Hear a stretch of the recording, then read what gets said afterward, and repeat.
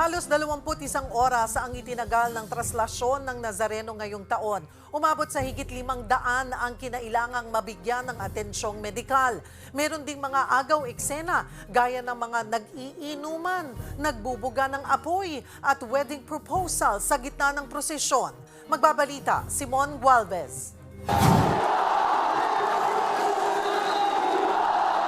Alas 5:46 na ng gabi nakapasok ng Plaza del Carmen ang Poong Jesus Nazareno para sa tradisyonal na dungaw sa San Sebastian Church. Naging pahirapan pa ang pag-usad ng andas sa kapal at dami ng tao. Ang ilang deboto ayaw patinag at pilit pa rin inaakit ang andas. Mag-aalas 6 na nang tumapat ng San Sebastian ang prosesyon ng Poong Jesus Nazareno. Ilang saglit pa, inilabas na sa balkonahe ng San Sebastian Basilica ang imahen ng Nuestra Señora del Carmen de San Sebastian. Nagtagal ng 15 minutos ang dungaw, saka ibinalik sa loob ng simbahan ang imahe ng Nuestra Señora del Carmen.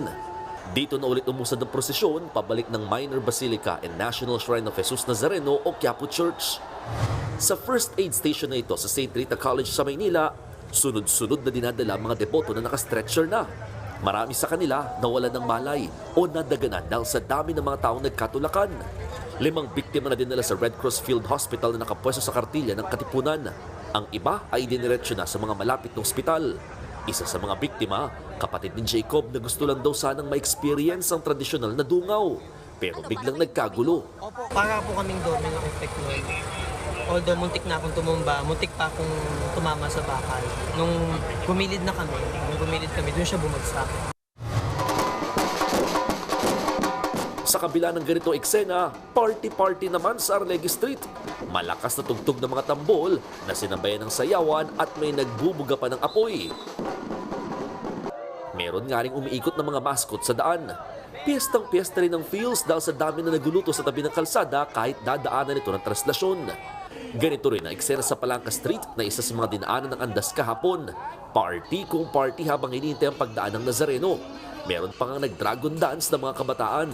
Ang iba, kahit may pinatutupad na liquor ban sa Maynila, tumutoma sa katirikan ng araw. Ang dahilan nila, pista naman daw kasi. Sa bandang Quezon Bridge nga, may deboto pang nag-propose sa kanyang nobya sa tapat mismo ng News 5 team. Meron din mga nag-iinom at ginawa pang panulak sa tanghalian ng alak. 1:26 ng madaling araw, tulak-tulak na lang na nakabalik sa Quiapo Church ang andas ng Jesus Nazareno. Napigtas kasi ang mga lubid nito. Sa kabuuan, tumagal ng 20 oras at 45 minuto ang traslasyon ngayong taon. Base sa datos ng Nazareno Operations Center, mahigit 8 milyong deboto ang nakilahok sa traslasyon ngayong taon. Dahil sa tulakan at balyahan, mahigit 500 deboto ang nasugatan. Pero matapos ang prosesyon, tumambad ng samut-saring basurang iniwan ng mga deboto. Nagkalat ang mga bote, styro, pati na pinaghigaan ng mga deboto ng mga karton. Kaya nagtulong-tulong na mga tauhan ng MMD at Manila Department of Public Services sa paghahakot ng basura. Naaksidente naman ang 10 miyembro ng medical team na galing sa traslasyon habang papauwi ng Caloocan. Sumalpok kasi sa sinasakyan nilang van ang isang dump truck sa northbound lane ng EDSA paglampas ng Dario Bridge. Sa lakas ng pagkakabangga, nabasag ang salamin sa likurang bahagi ng van. 6 sa kanila nasaktan na dinala sa ospital at nagpapagaling na. Ako, Simon Gualvez, para sa 1PH.